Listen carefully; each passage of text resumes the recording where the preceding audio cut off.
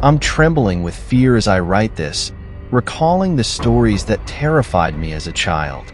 Please forgive any typing errors or strange phrases. I've never seen anything too out of the ordinary, but there was a family in the neighborhood that had lived there for generations. They were a large, loud, and peculiar family made up of uncles, parents, grandparents, and children, owning most of the land. Apparently, the son and mother had mediumistic abilities and often saw spirits or other apparitions in and around the house. They would often mention being tired from waking up in the middle of the night to noises and seeing long-dead people and relatives. My father also heard strange things but never saw anything on our small property.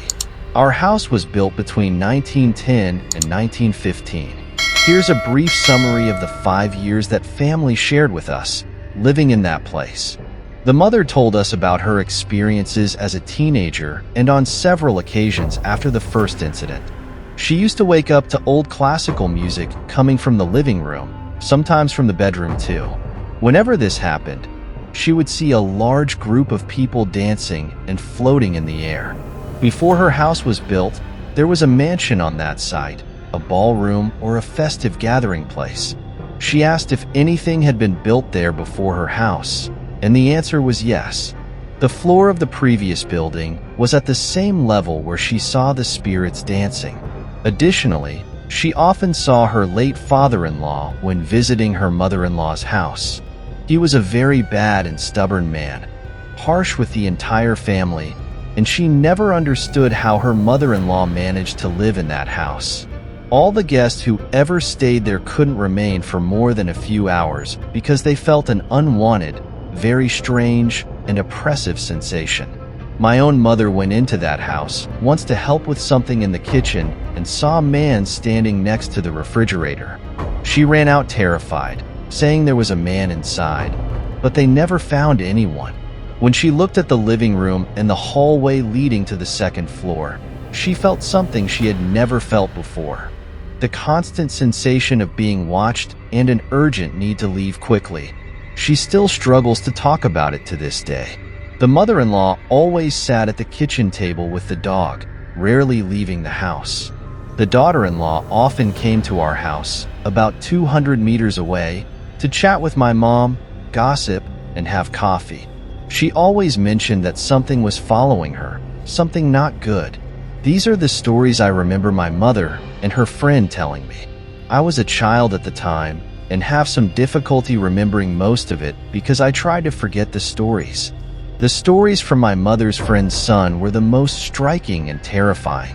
The first time he saw something strange was during his teenage years when he was sleeping in the attic of his grandmother's house with a friend. In the middle of the night, he needed to use the bathroom, which was on the first floor. The bathroom door was in the same hallway where my mom felt that strange sensation I mentioned earlier. Between the bathroom door and the stairs, there was a black wall with a mounted deer head. When my friend was at the bottom of the stairs that night, he looked at the deer head and saw his deceased grandfather standing just below it, completely still and staring at him. My friend froze in terror for about 5 seconds before starting to scream for help, at which point the grandfather disappeared. He never slept there again. The second story is the worst and hardest to tell, and it made me hate living in our house until the day we moved out years later. We were renovating the second floor of our house. There was only one large room, and my dad was building a room for me and my sister with a hallway between them. Part of the wall in my room was missing where some outlets had been removed, leaving a large hole in the wall at the top of the stairs. I was home alone, playing video games with headphones on, when my neighbor friend came to visit and shouted my name from downstairs. I couldn't hear him because of the headphones and the game immersion. He shouted my name at the bottom of the stairs leading to my room. When he started climbing the first few steps, he swears to this day that what happened next is true.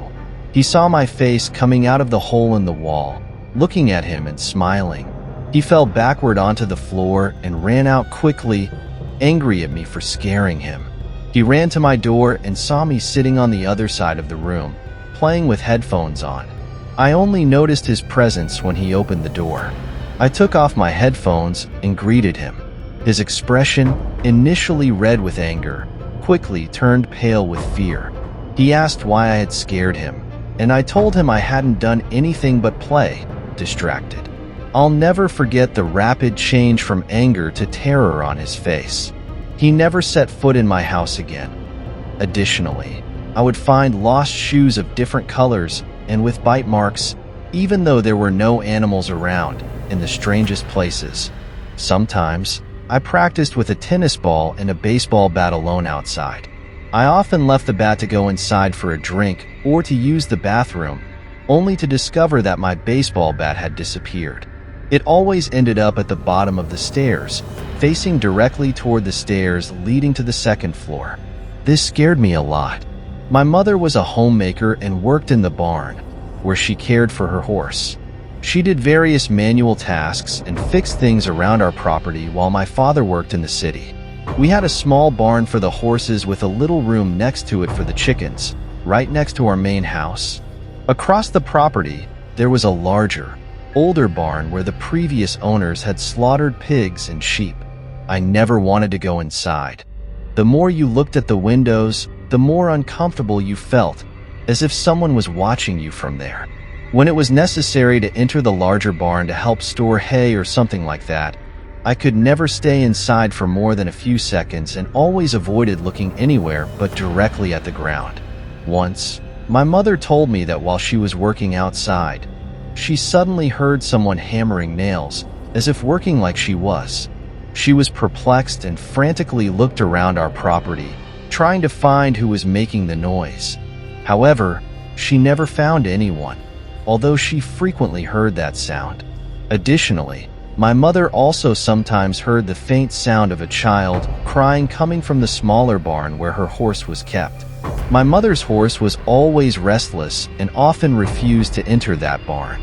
Eventually, we converted that barn into a garage and moved the horse to the larger barn, but it always preferred to stay outside when possible. My mother even painted the barn with vibrant colors and made childish drawings to give it a happier appearance, but nothing worked. My sister and I always noticed something that looked like a face in all the photos we took in the barn. Usually, it was a child's face, but in some photos, it was clearly a man's face. When we moved, my mother burned most of the photos, but the one with the child remained. This child you see does not belong to our family. Our family moved and never experienced anything like what we went through on that farm again. I have never shared these stories with anyone before, and I am surprised at how relieved I feel to finally tell all of this. I hope someone enjoys these little stories as well.